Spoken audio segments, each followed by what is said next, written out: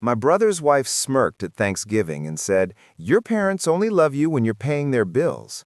My mom laughed and added, "You're not welcome unless you clear your brother's credit card debt." I stood up, smiled, and said, "You're right, and that's exactly why you'll never see me again." Their faces dropped when they realized they had just lost their favorite ATM forever. This happened over the past year, and I'm finally ready to share the whole story. It's long, but stick with me. The ending is absolutely worth it. Some details changed for privacy. TLDDR at bottom for those who want the quick version, but you're missing out if you skip to it. I'm 35 male, own a successful chain of fitness centers across North Texas, 4 locations with plans for 2 more by next year. We do about $1.2 million in revenue annually, and I employ around 50 people between trainers, front desk staff, maintenance crews, and administrative workers. Not bad for a guy who started with nothing but a GI Bill and a dream after getting out of the Marines at 23. But this story isn't about my business success or how I built my empire from scratch. It's about how my toxic, dysfunctional family tried to bleed me dry for years and what happened when I finally decided to completely destroy them instead of just walking away like a reasonable person would do. Growing up in suburban Dallas, my family dynamic was crystal clear from day one. There were 2 kids in our household, me and my younger brother Cameron. He's 32 now. Cameron was always the golden boy who could do absolutely no wrong in our parents' eyes, while I was permanently cast as the responsible one who never needed attention, help, or recognition. You know the type of family setup. Cameron got praised enthusiastically for tying his shoes correctly, while I had to earn everything through blood, sweat, tears, and perfect behavior. When I was 17 and a senior in high school, I was working 2 different part-time jobs after school every single day to save up money for a decent used car. I worked at a local grocery store, bagging groceries and collecting shopping carts, and I also worked weekends at a landscaping company, doing manual labor in the Texas heat. Meanwhile, Cameron got arrested for shoplifting video games at the local mall, and instead of facing any real consequences for his criminal behavior, my parents bought him a brand new Honda Civic to help build his confidence and self-esteem. When I asked where my car was after 8 months of saving every penny I earned, my dad looked at me and said, "You're more responsible and mature. You'll figure it out yourself, like you always do." After high school graduation, I immediately joined the Marines because college wasn't financially possible for me. Our family was supposedly struggling financially and couldn't afford tuition. Meanwhile, Cameron magically got his full college experience courtesy of mom and dad's mysterious secret stash of money that somehow appeared out of thin air whenever their precious baby boy needed something important. I did 5 long years in the Marines, served 2 deployments overseas, and came back home with discipline, work ethic, and real-world experience.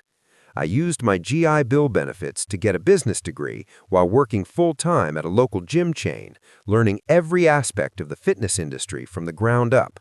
I lived in a studio apartment that was basically a glorified closet, ate nothing but cheap pasta, canned tuna, and peanut butter sandwiches for 3 straight years, and saved every single penny I could to open my first gym location. Cameron, he dropped out of college after 3 years of constant partying, changing majors 4 different times, and maintaining a barely passing GPA. But according to my parents, that was just him finding his authentic path in life and exploring his creative options. By the time I turned 30, I owned 2 highly successful gyms, had purchased a nice house in a good neighborhood, and was systematically building real generational wealth. Cameron was 27 years old and had never held any job for more than 8 months total. His pattern was predictable. He'd get hired somewhere entry-level, work just long enough to qualify for unemployment benefits, then get himself intentionally fired and live off government assistance while looking for the right career opportunity. But guess who was still considered the family favorite? The guy who had never accomplished anything meaningful or productive in his entire adult life. Then Cameron met Jessica. And that's when our family situation went from merely annoying to absolutely insane. Jessica was literally every negative stereotype about materialistic, shallow women rolled into one insufferable person. She had fake chest implants, fake lip injections, fake eyelash extensions, and acrylic nails so long and elaborate she couldn't perform basic tasks like typing or opening car doors. She'd never worked a legitimate job in her entire life, but somehow always managed to have the newest iPhone model, designer purses worth thousands of dollars, and clothes that cost more than most people's monthly mortgage payments. She attached herself to Cameron like a parasitic leech because he was stupid and naive enough to think he could somehow afford her ridiculously expensive lifestyle on his unemployment checks. And my parents? They absolutely loved her because she was supposedly motivating Cameron to be more ambitious and helping him mature into a responsible adult. Yeah, motivating him to find increasingly creative ways to spend money he didn't have and would never earn. The girl also had the intellectual capacity of a houseplant. I remember one particularly painful family dinner where she asked me if my fitness centers were like Planet Fitness, but more expensive, and then proceeded to confidently explain to me how the fitness industry worked based entirely on what she'd seen in romantic comedies and reality TV shows. This brilliant analysis was coming from someone who genuinely believed that cardio exercise was harmful to your health because it makes you too skinny and weak. About 2.5 years ago, the phone calls from my parents started being significantly more frequent and urgent. These weren't casual, hey, how's business going, social calls, but rather direct Cameron needs help with his electricity bill emergency calls, or Cameron's car needs expensive repairs crisis calls. Or my personal favorite recurring theme, Cameron and Jessica are having an unexpectedly difficult month financially, bailout calls. At first, the requested amounts were relatively small and seemingly reasonable. $400 here for utilities, $600 there for car problems. I'm not gonna lie, I helped out because I genuinely figured that's what family members do for each other during tough times, right? But every single time I transferred money to help them out, Cameron never once called me personally to express gratitude or explain the situation. It was always Mom making the initial request on his behalf, and Mom calling afterward to say thanks, like he was still a helpless child who couldn't handle his own communications. Then the requested amount started getting significantly larger, and the accompanying excuses became increasingly creative and elaborate. $1,200 for their deposit on a much nicer apartment because their current place was supposedly affecting Jessica's severe allergies. She wanted to live somewhere more Instagram-worthy. $2,800 when Cameron allegedly got laid off unexpectedly, which I later discovered actually meant he got fired for showing up 2 hours late 3 consecutive days while hungover. $3,500 when Jessica supposedly needed emergency dental work, which turned out to be purely cosmetic veneers because she wanted to become a social media influencer. The breaking point should have been last Christmas when Jessica posted elaborate Instagram stories documenting her week-long luxury spa retreat in Scottsdale, complete with expensive treatments and designer shopping during the exact same week that Cameron had called me crying and asking for $2,200 for urgent car repairs that couldn't wait. But I was still foolishly playing the good brother role like a complete idiot. The real wake-up call came 8 months ago when I went to Mom and Dad's house for our regular Sunday family dinner. I walked through the front door, and Jessica is practically shoving her left hand in everyone's faces, showing off this absolutely enormous engagement ring that had to cost at least $20,000. "Look what my amazing Cameron surprised me with," she squealed like an overexcited teenager. "Isn't it absolutely perfect? I've been wanting something exactly like this for months and months." I looked directly at Cameron, who was desperately avoiding eye contact like his life depended on it. 4 weeks earlier, he had called me crying genuine tears about needing $3,800 for unexpected medical bills. Because he didn't have health insurance coverage? That's quite an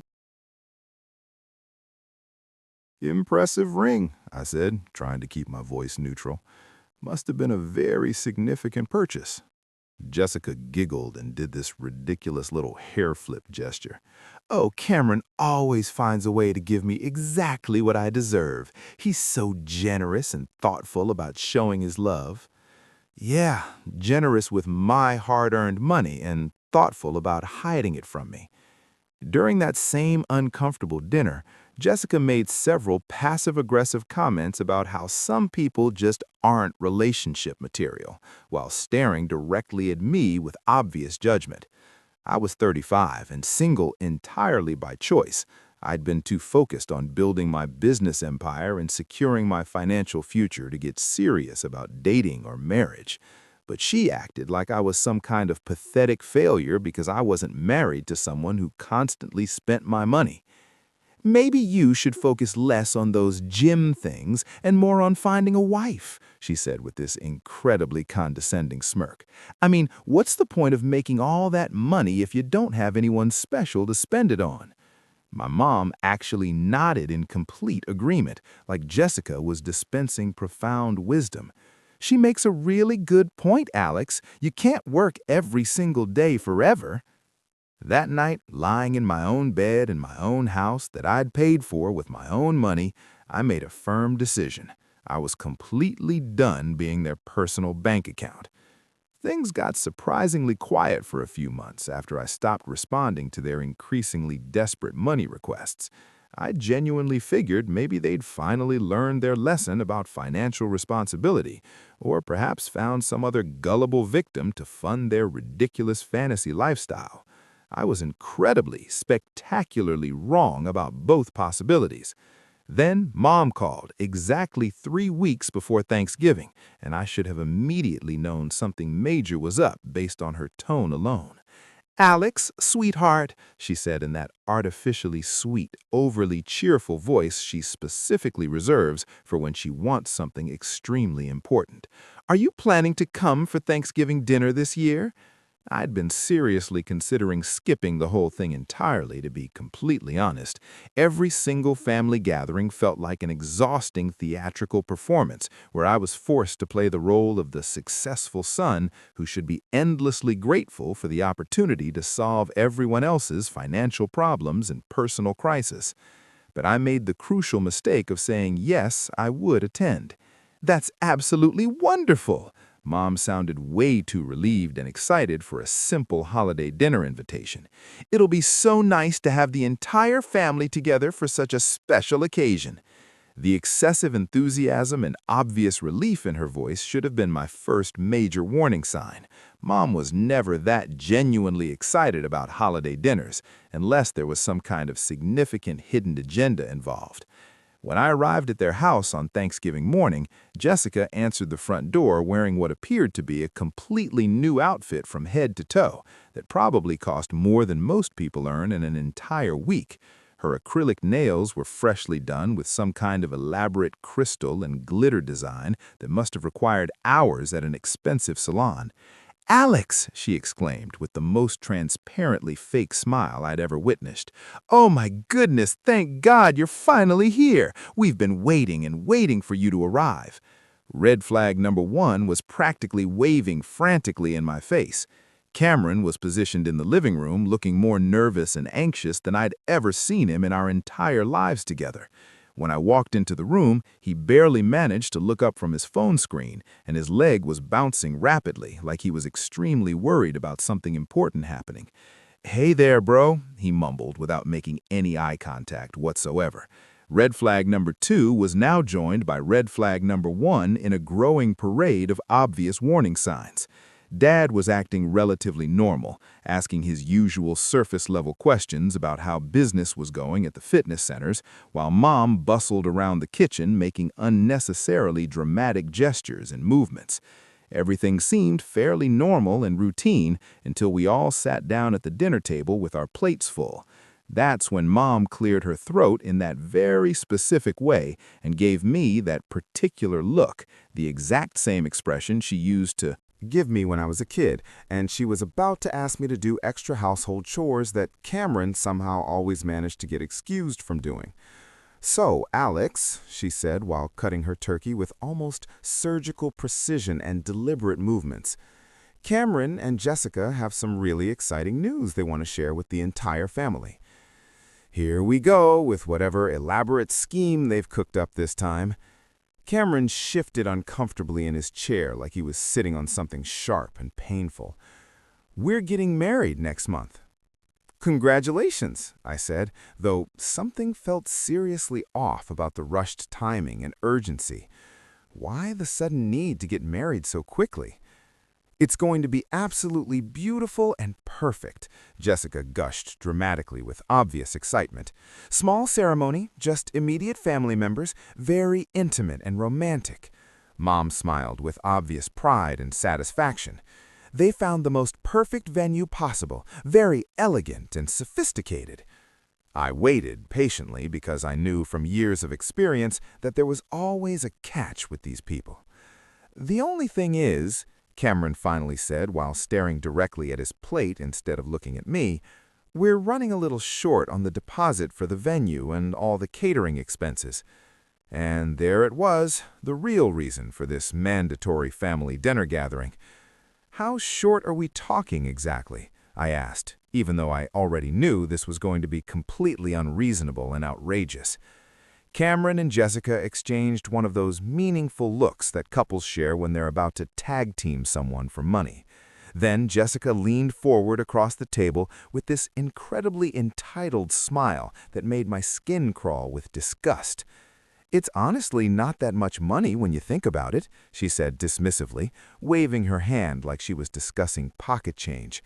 Just $22,000. I genuinely almost choked on the food in my mouth. $22,000?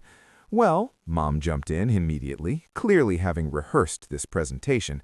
When you actually break it down properly, it's really quite reasonable for a quality wedding. The venue rental is $6,000, professional catering is $10,000, floral arrangements are $3,000, and then there's the photographer, the musicians, the cake, and all the other essentials. Hold on just a minute, I interrupted firmly. You haven't actually paid for any of this stuff yet? Jessica's fake smile got noticeably tighter around the edges. We put down small deposits to hold everything, but all the full payments are due next Friday. I looked around the table slowly and deliberately. Everyone was watching me with expectant expressions, like this whole elaborate setup was already decided, and I was just going through the motions before opening my wallet and solving their problems. And you want me to pay for your entire wedding? Not pay for it exactly, Cameron said quickly, trying to sound reasonable. Just help out significantly, as a generous wedding gift from my successful big brother. Jessica actually laughed out loud, and it was honestly the most condescending sound I'd ever heard in my entire life. I mean, what else would you spend your money on anyway? You don't have a wife or children or any real family responsibilities. Your parents only love you when you pay their bills. The entire room went completely silent. Even my parents looked genuinely uncomfortable with how directly and brutally she'd just insulted me. I set down my fork very carefully and leaned back in my chair, staring at my mother. Is that true, Mom? Instead of denying it, Mom actually smiled and nodded. Well, if you're not willing to help family, then you can't come to family events anymore. You can't come unless you pay off your brother's credit card. The words hit me like a physical blow. After everything I'd done, all the money I'd given them over the years, this was how they really saw me? Not as a son or brother, but as a wallet. I stood up slowly, grabbed my jacket, and smiled back at her. You know what? You're absolutely right, and that's why you'll never see me again. The change in the room was immediate and dramatic. Mom's confident smile vanished instantly. Dad's face went white. Cameron looked like he'd been slapped. Jessica's smug expression faltered as she realized what had just happened. Their faces completely dropped when they realized they had just lost me forever. Wait, Alex, I didn't mean, Mom started, but I was already walking toward the door. Yes, you Did mean it, and now you get to live with it. And I walked straight out the front door without looking back. For 3 solid weeks after that Thanksgiving disaster, my phone was constantly buzzing with incoming messages from every family member. Long, guilt-tripping text messages from Mom about how disappointed and hurt she was by my selfish behavior at dinner. Multiple voicemails from Dad lecturing me extensively about family loyalty and stepping up when it really matters. Even several pathetic messages from Cameron, though he was mostly just whining about how I was ruining his special day and destroying his happiness. But the absolute best and most entertaining messages came directly from Jessica herself. This woman sent me literal multi-paragraph essays about how I was a selfish, bitter person who was obviously jealous of Cameron's happiness and success in life. She called me pathetic for being single at my age, strongly suggested I was probably gay, and finished with increasingly vague threats about how I definitely regret this decision when Cameron becomes wildly successful. The irony was absolutely incredible. She was calling me jealous while literally begging for my money to fund her expensive lifestyle and fantasy wedding. I carefully screenshotted every single message she sent me and saved them in a dedicated folder. Then, just as suddenly as it had started, all the messages stopped completely. I genuinely figured they'd either found some other gullible victim to fund their ridiculous wedding, or maybe they'd finally decided to have a much smaller ceremony they could actually afford with their own limited resources. I was completely wrong about both possibilities, as usual.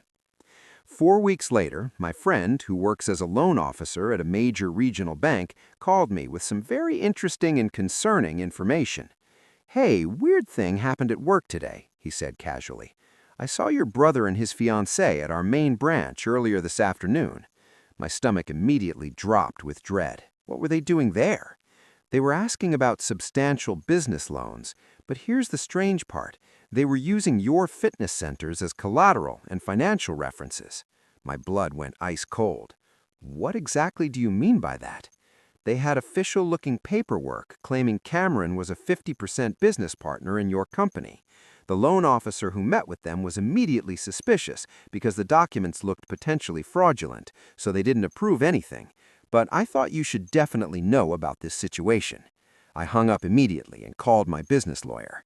After some investigation and research, we discovered that Cameron and Jessica had been systematically attempting to secure substantial loans all across the Dallas metropolitan area using completely forged documents, claiming Cameron was a major owner of my fitness center chain. They'd even created elaborate fake employment records showing Cameron as my director of operations, earning $85,000 annually. They were actively attempting to commit serious fraud using my business reputation, credit history, and financial standing. That's when I realized that these people had crossed a line they could never come back from, and I needed to completely destroy them instead of just walking away and ignoring the situation. I spent the next 6 weeks methodically gathering every piece of information I could find about their situation. I didn't hire any private investigators or do anything overly dramatic. I just started paying very close attention to details and asking the right questions to the right people in my network. First, I discovered that the wedding was definitely still happening, despite their obvious financial problems. They'd somehow managed to scrape together enough money for a small ceremony at some budget venue outside the city limits. But here's what was particularly interesting. Jessica was telling everyone on her social media accounts that they'd chosen to have an intimate wedding and that certain people who weren't supportive of their love weren't invited to attend. She was actually spinning my refusal to fund their wedding as me being deliberately excluded from their special day. Then I uncovered something extremely interesting about Jessica's background. My banker friend mentioned that Jessica had visited his branch several months earlier when she and Cameron first started dating seriously. She'd attempted to open a business account for some multi-level marketing scheme, and during the standard credit check process, several major red flags had appeared on her financial history. I asked him to dig a little deeper into her background information. Banks share data with each other, and he owed me a significant favor from when I'd helped him get an excellent deal on gym equipment for his home workout room. What we discovered was absolutely incredible and eye-opening. Jessica had quite the documented financial history with men. She'd been married before, not once, but twice previously, both times to men with substantial money and assets.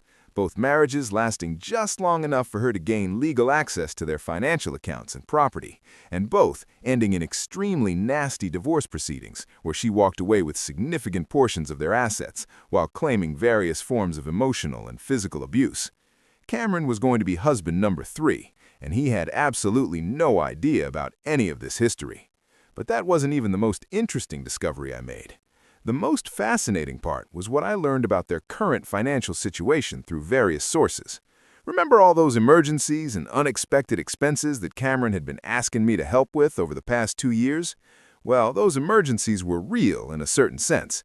Cameron had been getting deeper and deeper into serious debt, trying to maintain Jessica's ridiculously expensive lifestyle and spending habits. But instead of cutting back on expenditures or having honest conversations about money, they'd been taking out payday loans with outrageous interest rates, opening new credit cards constantly, and borrowing money from anyone who would lend it to them. They weren't just regular broke. They were catastrophically, devastatingly broke. The kind of financial situation where you're literally one missed payment away from losing absolutely everything you have. And Jessica, she had no clue whatsoever about their real situation. Cameron had been desperately hiding their actual financial condition from her, while frantically trying to find new ways to keep the money flowing and maintain the illusion of financial success and stability. That's when I realized Cameron wasn't just the spoiled golden child anymore. He was completely trapped, probably terrified, and definitely in way over his head with a woman who would completely destroy him the instant she discovered he couldn't afford her lifestyle anymore. So I decided to dramatically accelerate that inevitable discovery process. The wedding was scheduled for a Saturday afternoon in February. I obviously didn't attend the ceremony, but I had much more important and strategic plans for that weekend anyway. You see, I'd spent several weeks carefully putting together a comprehensive information package that would change everything. Screenshots of Jessica's insulting text messages calling me pathetic and jealous. Complete copies of all the fraudulent loan documents they'd attempted to use with my business information forged on them. And the absolute crown jewel of evidence, a detailed background report on Jessica's 2 previous marriages, her well-documented history of financial manipulation and gold digging, and complete documentation of their current catastrophic debt situation. But I didn't send any of this damaging information to Cameron directly. That approach would have been too easy and predictable, and he probably wouldn't have believed any of it coming from me anyway, given our family dynamics. Instead, I sent the entire comprehensive package directly to Jessica's mother with detailed explanations. Here's what my thorough research had revealed about Jessica's family background and situation. They were legitimately old money wealthy, but absolutely obsessed with social status, public appearances, and family reputation. Her father was a successful investment banker at a prestigious firm, and her mother was one of those high society country club women who cared more about maintaining their family's social standing than anything else in the world. They had been financially supporting Jessica for years without question, but they were operating under the impression that she was in a committed relationship with someone financially successful and stable with good prospects. They had no idea that Cameron was completely broke and drowning in debt, and they definitely had no knowledge whatsoever of their daughter's well-documented history of systematically marrying men specifically for their money and assets. I sent the complete information package to her mother with a simple, straightforward note. I thought you should know exactly who your daughter has married and what kind of financial situation she's actually gotten herself into. The wedding ceremony took place on Saturday afternoon. By Monday morning at 8 a.m. sharp, my phone was ringing insistently. It was Cameron, and he sounded more completely destroyed than I'd ever heard another human being sound in my entire life. "Alex," he said, and his voice was literally shaking with raw emotion, "I desperately need to talk to you about something extremely important. What's going on, Cameron? Can you possibly meet me somewhere today, please? I'll pay for coffee or lunch or whatever you want." He sounded so completely broken and utterly defeated that I almost felt genuinely sorry for him. Almost. We arranged to meet at a coffee shop near my main gym location. When Cameron showed up 30 minutes later, he looked like he hadn't slept properly in several days. His eyes were completely bloodshot, his hands were visibly shaking, and he kept looking around nervously like he was afraid someone dangerous might be following him. "She's completely gone," he said without any preamble or greeting. "Who's gone?" "Jessica. She left me permanently, took absolutely everything valuable and just disappeared." I raised an eyebrow with genuine curiosity. "Everything?" Cameron nodded miserably. "All the wedding gifts we received, the money her parents had given us for the honeymoon, even our security deposit for the apartment. She cleaned out our joint bank account down to the very last penny and vanished completely." "What exactly happened over the weekend?" Her parents called her early Sunday morning while we were still at the hotel. They'd somehow gotten incredibly detailed information about our real financial situation, about my actual employment history, and our debts. They flew down here immediately and had this massive screaming confrontation with her in the hotel lobby. Cameron ran his hands through his hair frantically and repeatedly. She tried desperately telling them it was all lies and misinformation from jealous people, but then they started asking very specific questions about money, about my employment history, about all our credit card debts and loans, and she suddenly realized the complete truth about everything. She realized you're completely broke and have been lying to her. Worse than just broke, we owe over $50,000 in credit cards, payday loans, and personal debt from friends. Her parents immediately cut her off financially and told her she was completely on her own from now on. And Jessica, he laughed with absolutely no humor whatsoever. She looked directly at me and said, "I definitely didn't sign up to be poor and struggle," and just walked out of my life forever. I sipped my coffee calmly and waited patiently for him to continue with his story. "Alex, I'm completely screwed beyond repair, like absolutely and totally ruined beyond any hope of recovery. The apartment rent is due this week, all the credit card minimum payments are due, and I literally cannot make any of them. I'm going to lose everything I have left. What about Mom and Dad? Can't they help you out?" Cameron's face completely crumpled with shame and embarrassment. They don't know how catastrophically bad the real situation actually is. They think I just need help with a few monthly bills and regular expenses.